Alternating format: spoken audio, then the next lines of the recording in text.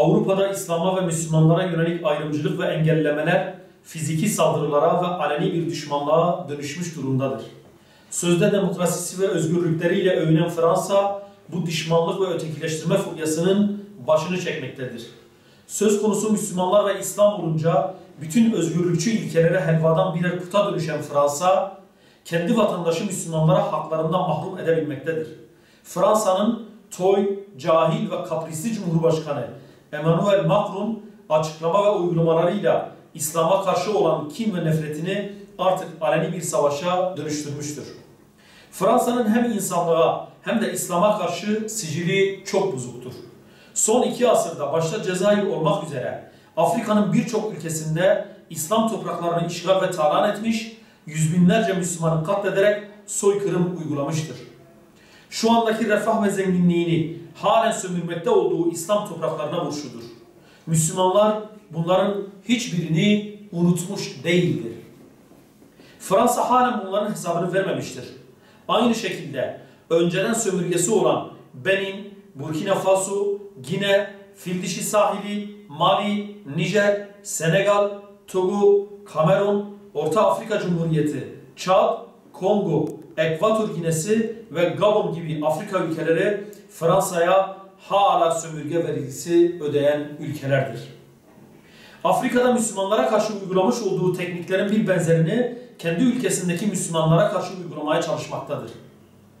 Her türlü misyonerlik ve ifsat faaliyetleriyle dinlerinden koparamadığı Müslümanlara terör ve aşırılıkla mücadele adı altında her türlü baskı ve ayrımcılığı yapmakta, Charlie Hebdo gibi İslam düşmanı basın ve medyayı himaye ederek onları cesaretlendirmektedir. 2015 yılında Paris'te Charlie Hebdo'ya yapılan saldırıların ardından çıkarılan OHAL ve terörle mücadele yasası İslam'a ve Müslümanlara karşı devlet eliyle bir cadı avına dönüştürüldü. Okullarda başörtü, çarşı ve pazarda burka ve peçe yasaklandı. Müslümanların cami, dernek, lokal, okul gibi kurumların kapatılmasını adli makamların elinden alarak valilerin keyfi kararlarına bırakıldı.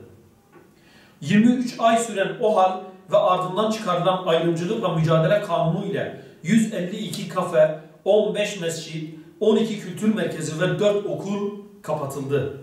Onlarca kişi gözaltına alındı ve sınır dışı edildi. Müslümanlar her tarafta ayrımcı şiddet ve tacizlere uğradı.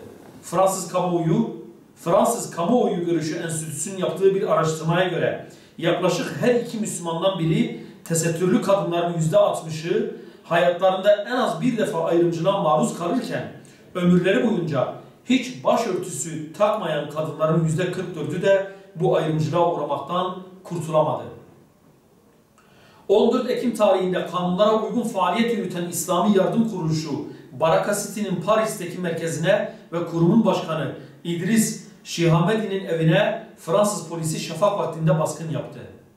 Baraka City'de yapılan baskında merkezin kapıları kırıldı, güvenlik kameraları parçalandı, mescit olarak kullanılan bölüm darmadağın edildi.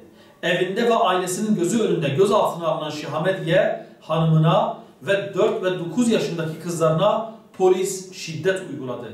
Oysa Baraka City sadece bir yardım kuruluşudur. Fransa'daki bütün cami, lokal, okul ve kurumlar izin, her türlü kontrol ve ağır denetimlere tabi tutulmaktadır. İslam'a ve kutsal değerlerine her türlü hakaret ve düşmanlık himaye görürken Filistin'i işgal eden, Filistin halkına soykırım uygulayan Siyonist rejimi eleştirmek ise antisemitizm diye yasaklanmıştır. Bununla birlikte Fransa Başkanı Macron, Fransa Müslümanı adıyla kendilerine göre bir Müslüman tipi oluşturmaya çalışmaktadır. İçişleri Bakanı ise market raflarında helal gıda reyonunun bulunmasına hazmedemediğini, Charlie Hebdo'nun rezil karikatürlerinin okullarda öğrencilere gösterileceğini ve kitaplara girebileceğini söylemektedir. Bütün bunlar İslam ve Müslümanlara açılan topyekün bir savaştır.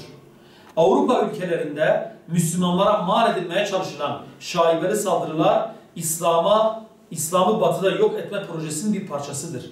Avrupa ve Fransa İslam'a karşı açtığı bu savaşı kazanamayacaktır. Aziz İslam'a karşı mücadele etmeye çalışanlar dün olduğu gibi bugün de kaybedenlerden olacaktır.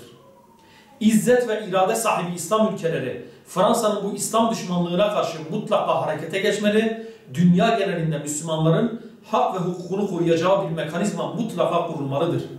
Başta Fransa olmak üzere Avrupa'da artışa geçen İslam düşmanlığını lanetliyoruz. Avrupa İslam'a gebedir. Bir gün mutlaka bu kutlu doğum gerçekleşecektir.